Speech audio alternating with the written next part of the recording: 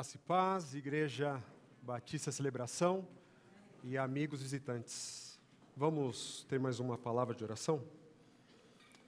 Querido Deus, no meio dessa semana nós nos colocamos neste local com o intuito de adorarmos ao Senhor.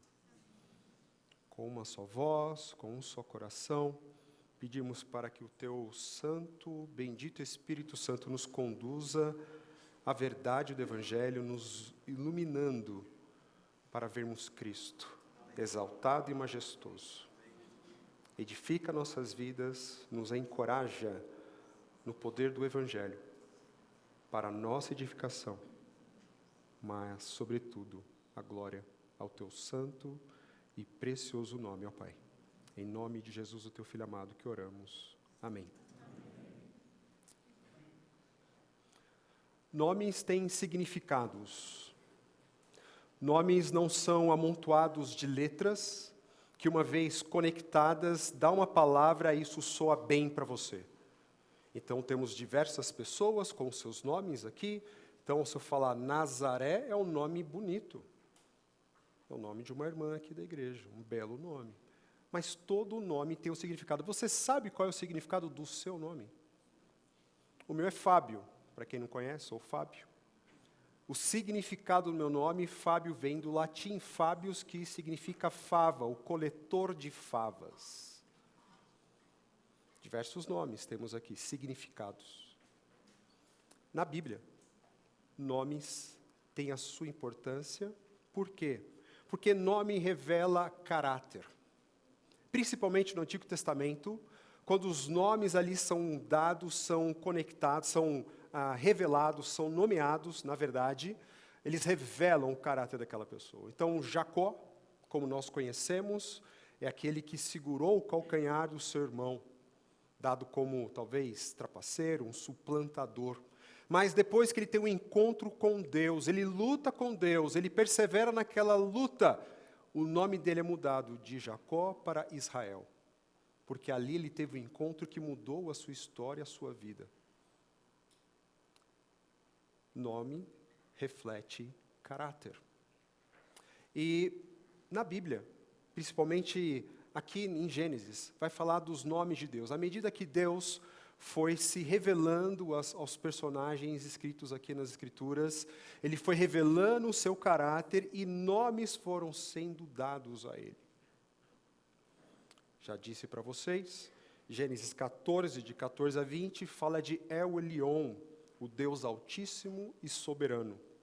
Em Gênesis 16, de 11 a 14, é de El Roi, o Deus que me vê, que fala da onisciência de Deus. Gênesis 17, de 1 a 3, El Shaddai, o Deus Todo-Poderoso, que fala sobre a onipotência de Deus. Hoje nós vamos ver mais um nome que é atribuído ao nosso Deus. Gênesis capítulo 22, abra suas Bíblias, o texto de 1 a 14. Aqui nos é revelado um outro nome de Deus, algo que faz parte do seu caráter, do seu santo atributo. Gênesis, capítulo 22, de 1 a 14. Alguém pode providenciar para mim um copo d'água, por favor?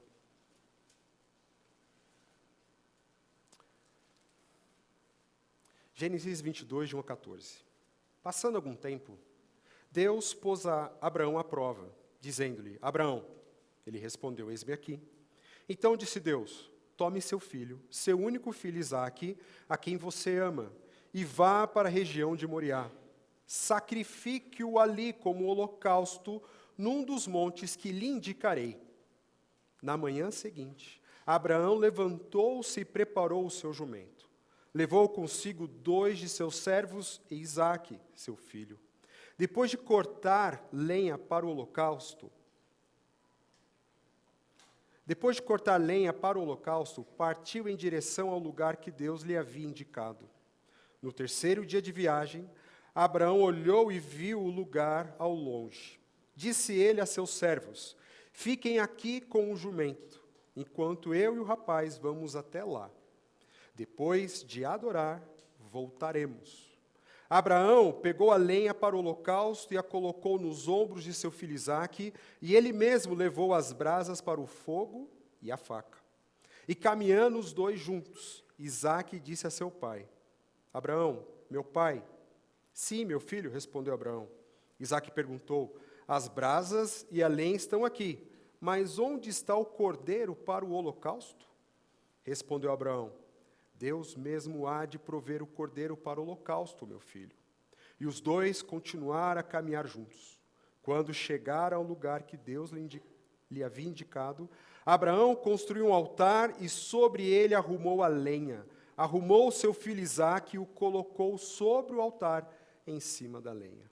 Então estendeu a mão e pegou a faca para sacrificar seu filho.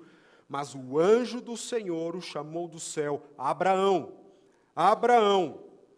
Eis-me aqui, respondeu ele. Não toque no rapaz, disse o anjo. Não lhe faça nada. Agora sei que você teme a Deus, porque não me negou seu filho, o seu único filho. Abraão ergueu os olhos e viu um carneiro preso pelos chifres no arbusto. Foi lá pegá-lo e o sacrificou como holocausto em lugar de seu filho. Abraão deu àquele lugar o nome de O Senhor Proverá. Por isso, até hoje se diz: no monte do Senhor se proverá.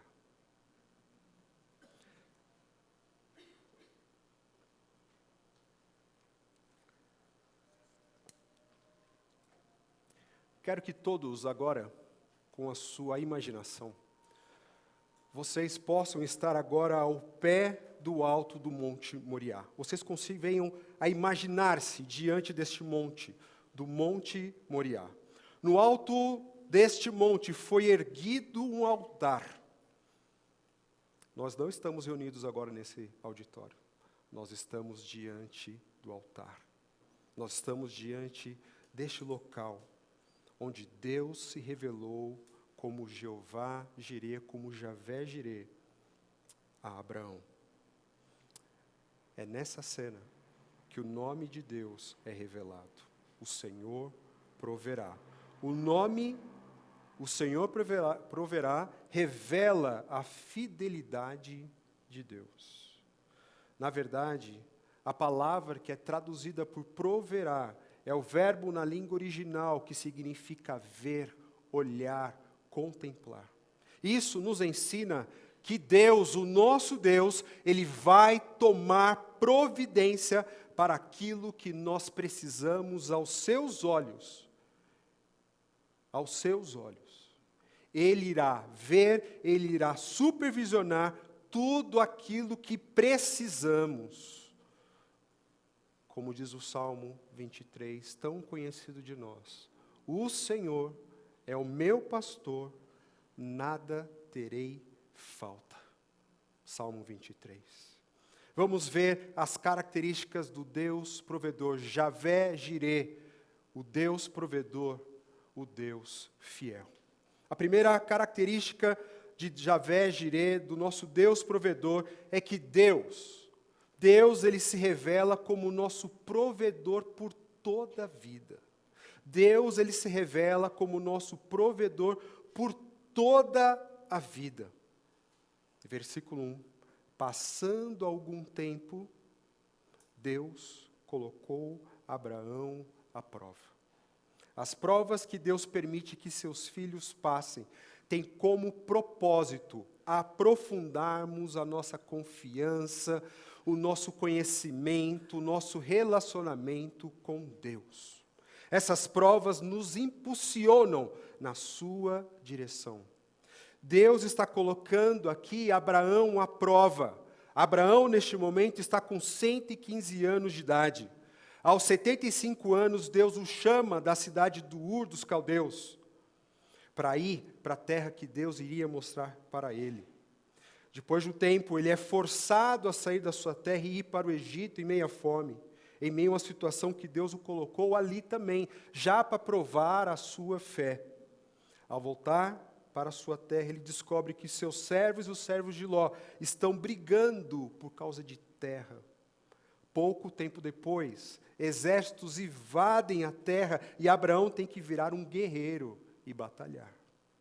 Depois de muitos anos, Deus ainda não tinha dado o filho que ele tinha prometido a ele. E ele fracassa no teste de depender de Deus ao ter relações com Agar. Deus, ele é um provedor por toda a vida. Aos 99 anos, Deus aparece para Abraão novamente e mais uma vez o coloca à prova, esticando a sua fé, quando disse a ele: Ismael não é o teu herdeiro prometido. Você tem que acreditar em mim que te darei um filho por meio da sua esposa idosa. Vemos assim que ao longo de sua vida, Deus continuou nesse processo de esticar e desenvolver a fé de Abraão. Depois de todas essas experiências e desenvolvimento da sua fé, ele chega a ver Deus como aquele que provê. O ponto culminante do desenvolvimento da fé é o seguinte: Deus buscava apenas aquilo que era melhor para ele. E é isso que nós temos que aprender de Abraão e aprender para cada um de nós. Deus sempre busca o que é melhor para nós.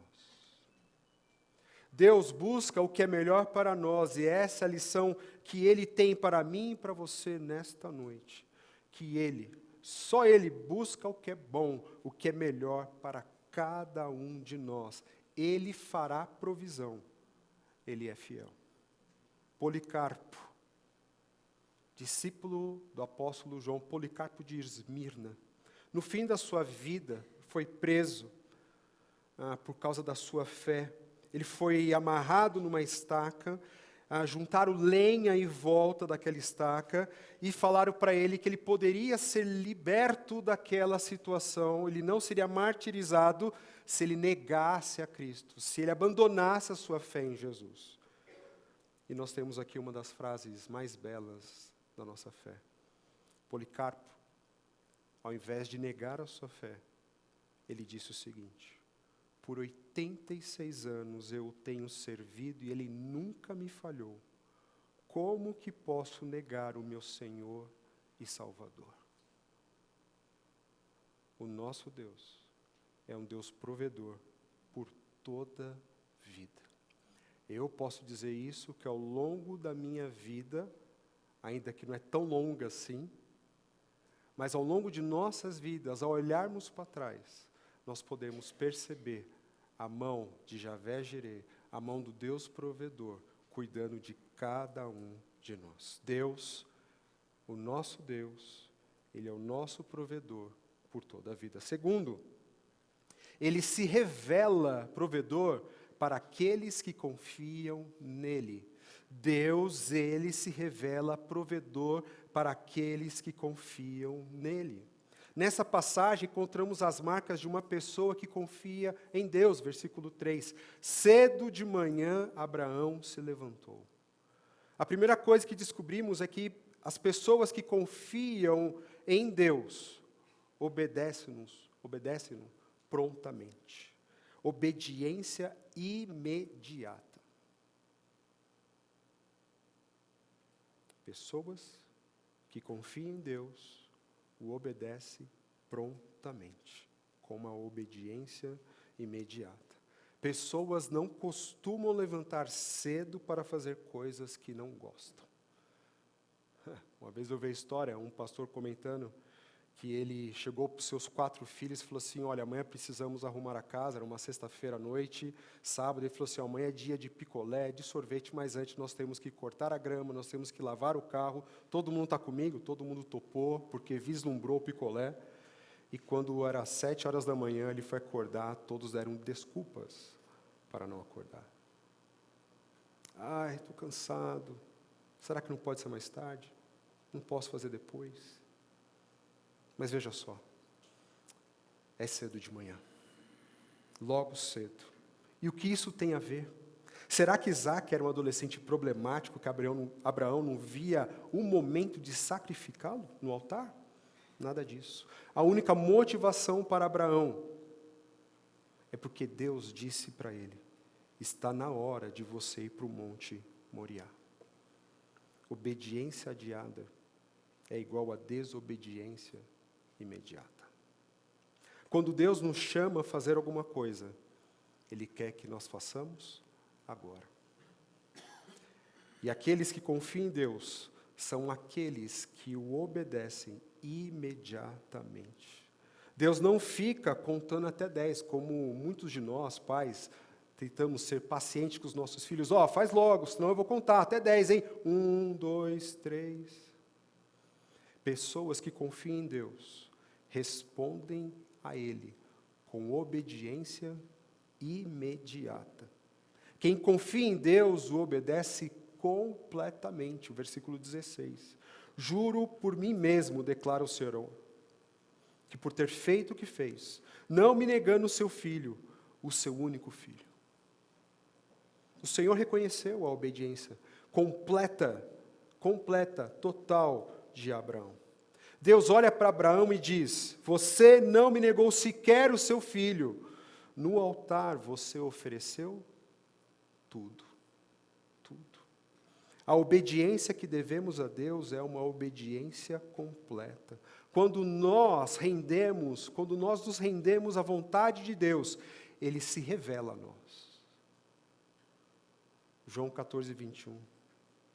Palavras do Mestre. Aquele que tem os meus mandamentos e os guarda, este é o que me ama. E aquele que me ama será amado por meu Pai, e eu também o amarei e me manifestarei a ele. Obediência parcial é desobediência completa. Se Deus está pedindo que você lhe traga algo para o altar, traga-o agora e todo de uma vez.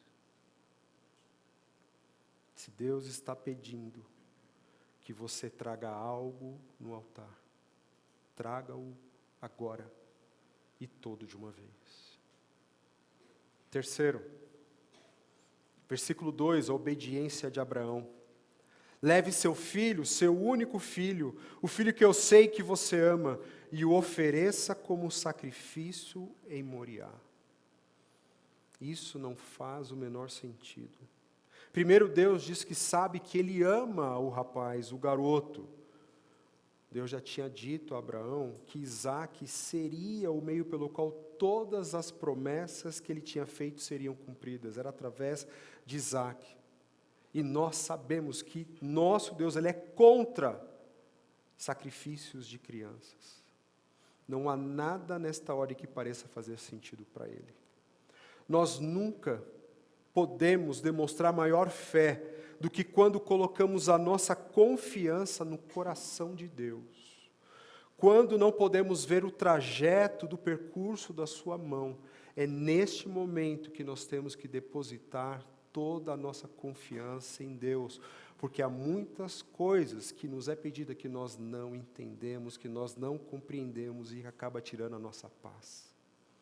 Abraão, ele já havia determinado muito tempo atrás, ao longo de toda a confiança que ele foi aprendendo, que foi sendo esticada por Deus em sua vida, de que Deus sempre seria bom para ele.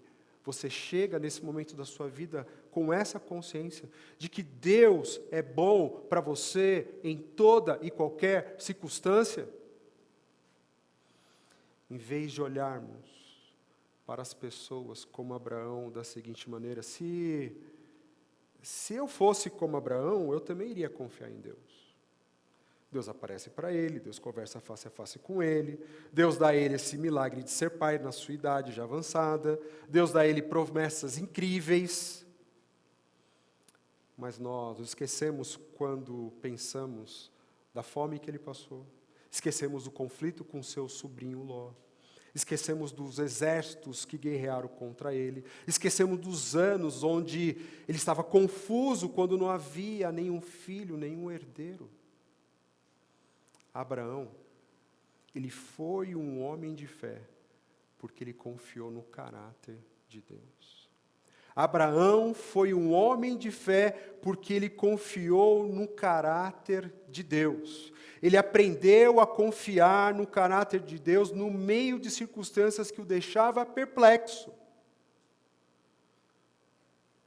E eu tenho certeza de que alguns de vocês estão passando por situações, circunstâncias que não conseguem entender. Fé. Fé é crer que Deus será sempre aquilo que Ele diz que é.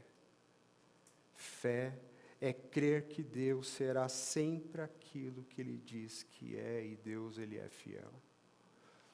Deus, Ele vê. Deus sabe. Deus está atento. Deus é bom.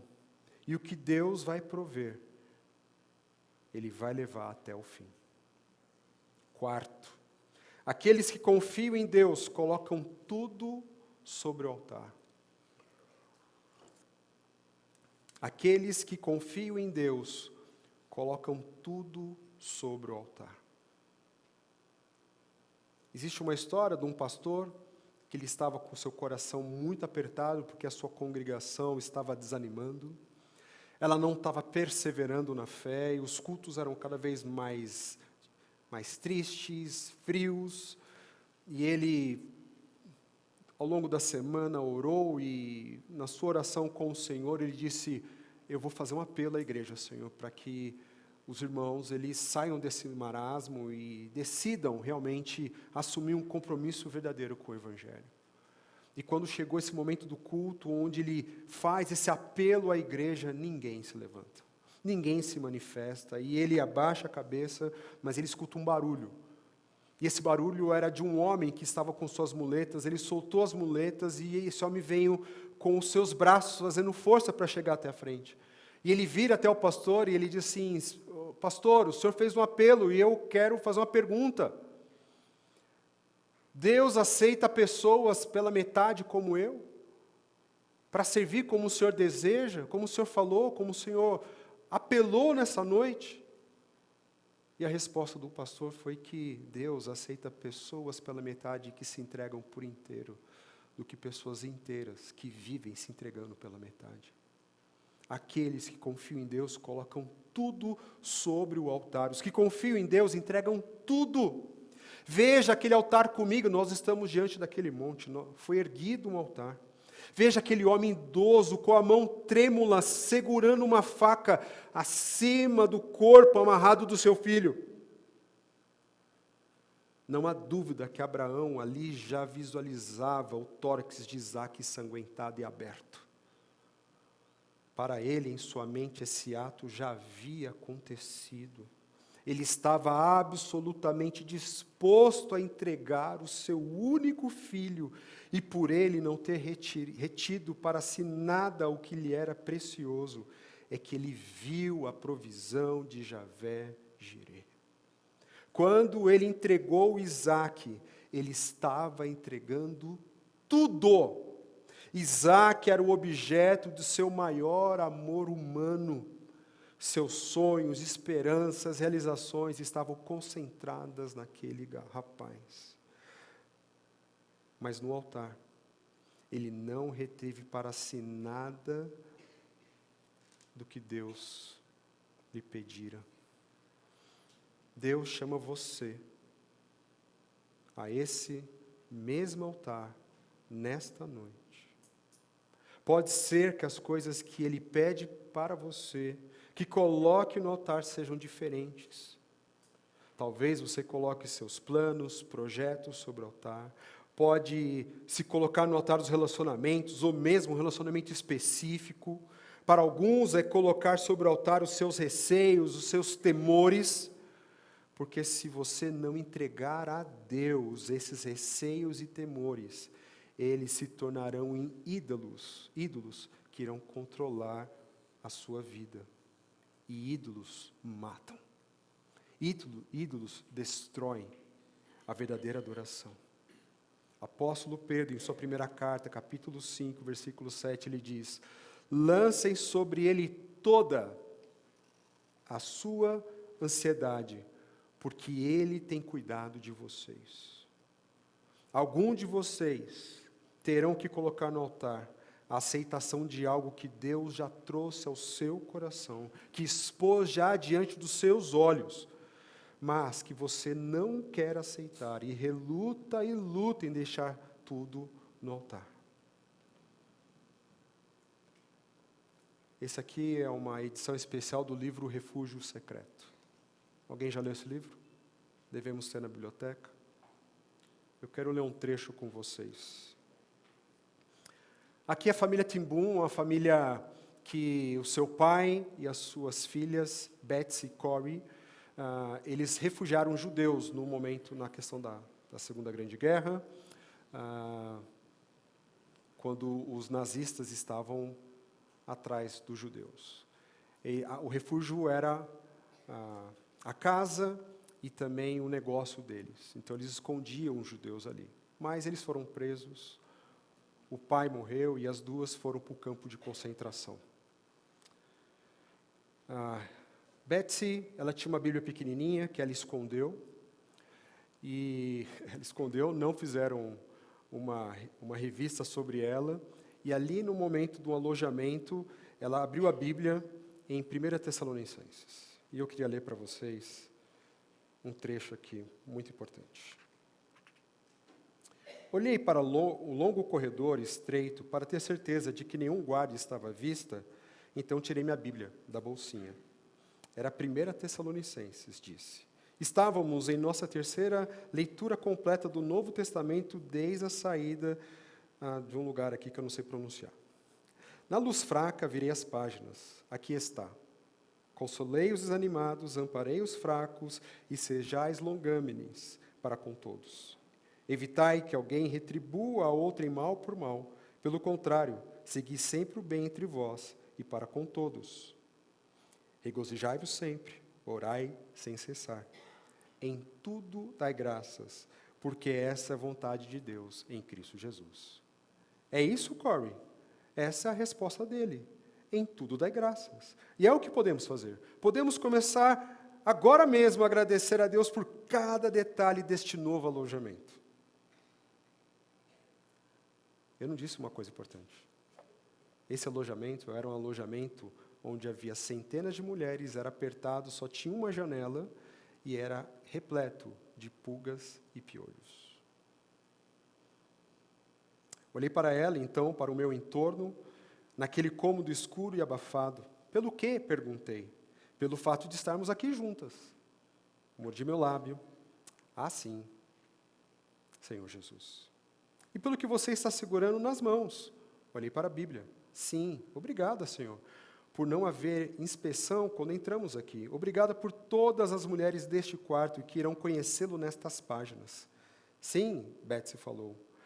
Obrigada pela lotação aqui. Como estão próximas, muitas mais ouvirão. Ela olhou para mim na expectativa. Corey, ela me cutucou. Ah, certo. Obrigada, Senhor, pela multidão embolada, amontoada, enfurnada, compactada, sufocada. Obrigada, Senhor. Betsy prosseguiu serenamente pelas pulgas e pelas pulgas. Isso era demais. Betsy, não há como me fazer ser grata por pulga, nem mesmo Deus. Em tudo, dai graças, ela citou. Não diz nas circunstâncias agradáveis. Pulgas fazem parte deste lugar onde Deus nos colocou. E então, de pé, entre pilhas de plataformas, demos graças pelas pulgas. Mas dessa vez, eu tinha certeza de que Betsy estava errada. Corey, devemos dar graças a Deus, até pelas pulgas. Para ela, ou para elas, isso era colocar no altar. Para alguns de nós, é necessário colocar no altar nessa noite a condição financeira, a saúde, a ansiedade, a depressão, o casamento, pais, filhos, cônjuges, parentes que não se rendem ao Evangelho, o coração pesado, amargurado, sonhos, planos de realização, ser reconhecido, admirado pelas pessoas, ministérios, tantas outras coisas, elas devem ser colocadas no altar agora. Pode ser que Deus esteja falando ao seu coração, indicando uma coisa que você precisa colocar no altar. Que ao invés de reter isso para si, você precisa entregar para Deus e dizer: Deus, eu vou confiar esta situação em tuas mãos. Vou crer que tu és bom mesmo por meio de difíceis circunstâncias. E aqui tem algo maravilhoso que quero que todos venham a observar comigo. Vejam qual o lugar que Deus faz Abraão levar Isaque. Porque Deus não falou, sacrifique Isaque. Porque eles tiveram que viajar 3 dias.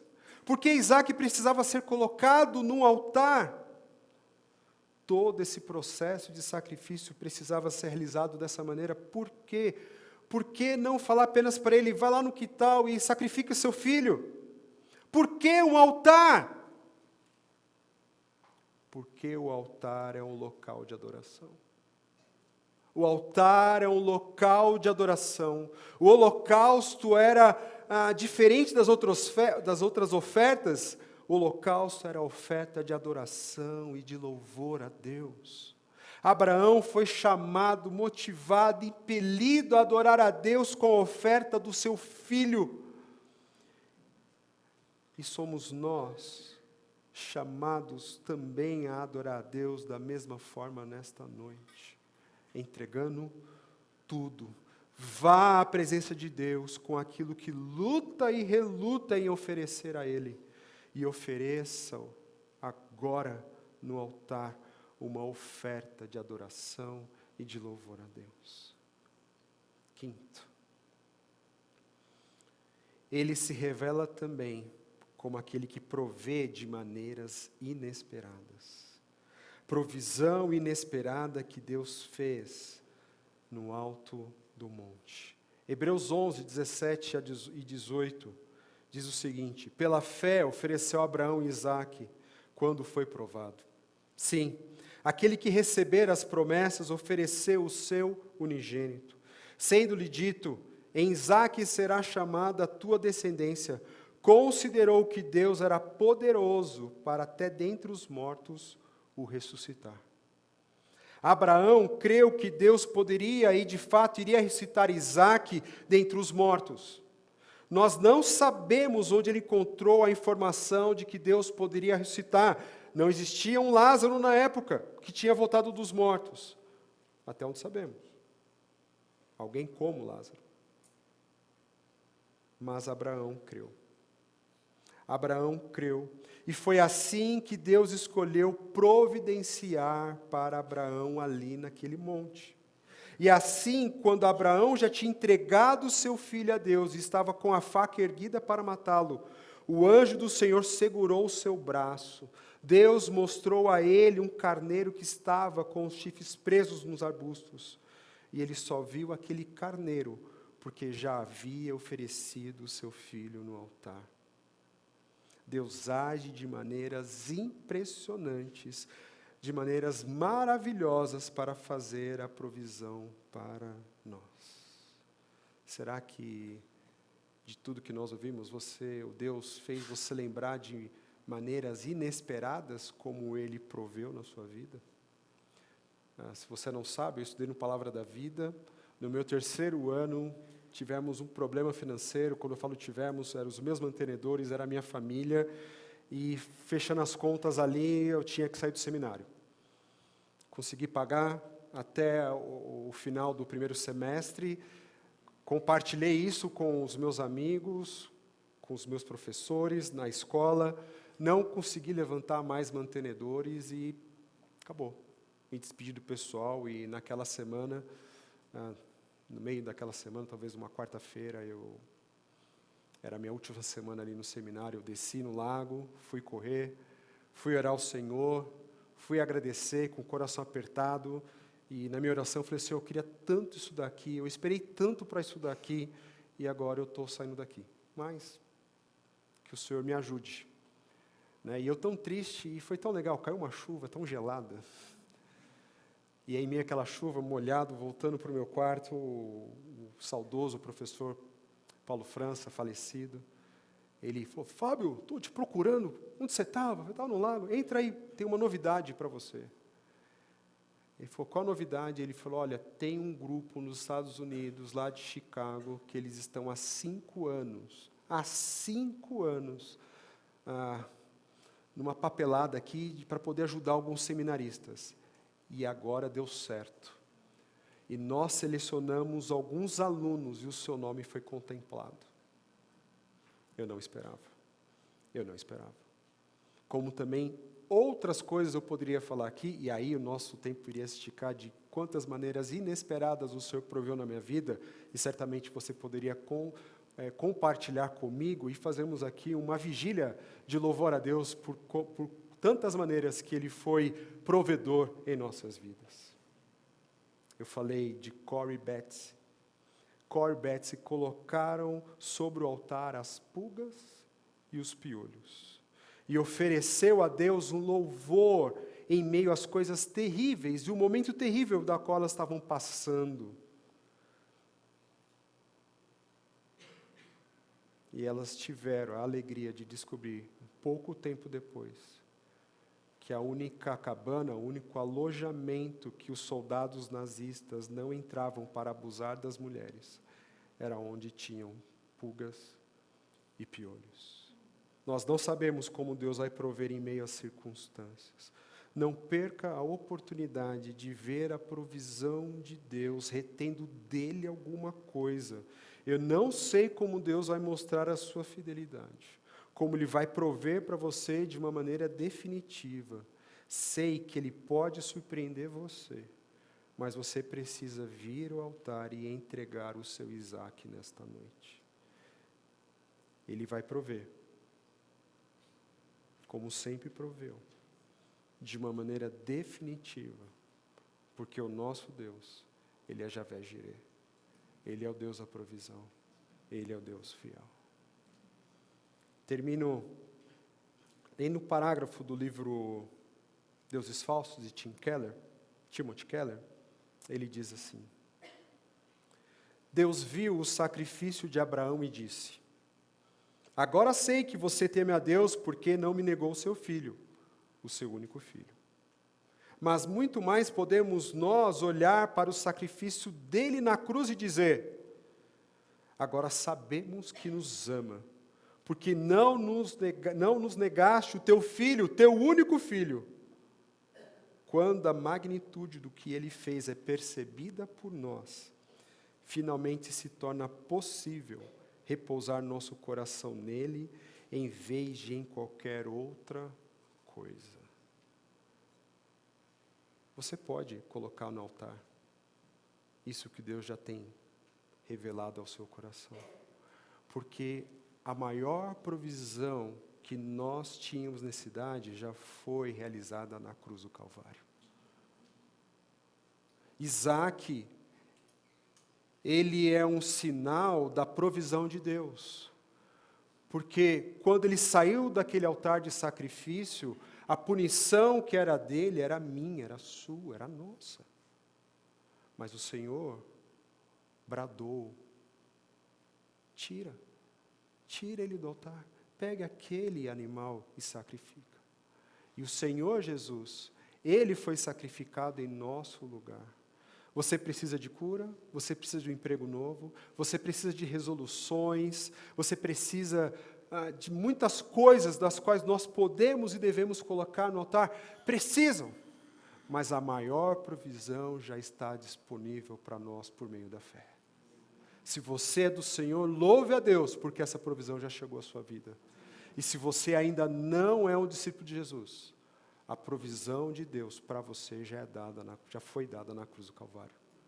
Você precisa crer, hoje, agora, colocando a sua vida no altar, para que Ele tome a sua vida e torne você novo, conforme a sua e preciosa boa vontade.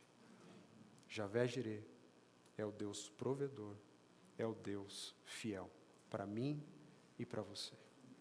Oremos.